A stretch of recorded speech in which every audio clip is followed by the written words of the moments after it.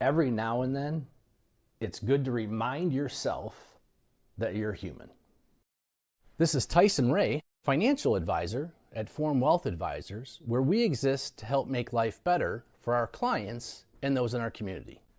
For the month of August, the market sold off. I can't predict the future, which I have to remind myself no other human can either. What we as humans didn't like, which is what moves the market, is two things. One, we don't like uncertainty, and there's a lot of that right now. And two, we don't like paying more for things. That's inflation. And I guess three things. We don't like higher interest rates.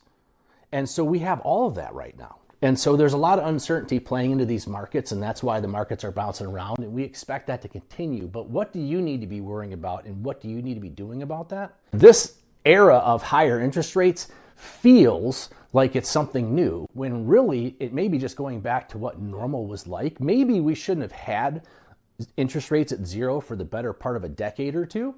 So what do you need to be doing in light of higher interest rates? Well, a couple things. One, for those of you that don't have any debt and you're just sitting on cash holdings, make sure your cash at your bank is earning a significant interest rate, because money markets right now are earning over 5%, and banks are starting to raise rates to try and keep people from moving their money out and going and finding the rate you should be getting. So make sure to have a conversation with us about, hey, what are you earning on your cash? For those of you who have debt, now it's what kind of debt you have. So for some of you that had the opportunity to lock in a mortgage here recently at these lower rates at 3, 4, 5%, you're probably going to want to keep that rate for the rest of the time you're in that house, because to change homes or to refinance, you're looking at 7% now. And so paying attention to where your mortgage is and looking at another home, take into consideration their interest rates are up quite a bit. For those of you that have debt, any kind of debt that comes to a maturity and then you have a balloon payment, that is your risk. That is what you should be focused on. That's what we should be having a conversation about, how to pay that off, or to understand if it matures in 2, 3, 4 years and we're going from 3% to 7 or from 4 to 9, that can be a significant hit cash flow wise. Same thing for car payments, car loans, student loans, especially credit card debt. I believe interest rates have gone from the high teens into the mid to low 20s for most credit cards. And so pay attention to what you're carrying as far as how your debt is now costing you more because interest rates have gone up.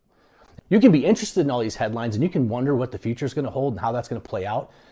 But what I'd rather you focus on, what I'd rather all of my clients focus on, what I'd rather you watching this focus on is, what do you need now? What do you have now, and what do you need to be doing with it that you control and that you know? And try and tune out all the noise about all these things that you don't have any control over, and focus on making your life better and finding an advisor who wants to help you do that. And if your advisor is not having your conversation with you about this, or if you'd like to have a conversation with us about this, please reach out. The purpose of these up or down videos is to try and bring a little understanding about what you should be doing with your long-term investments based on what is going on.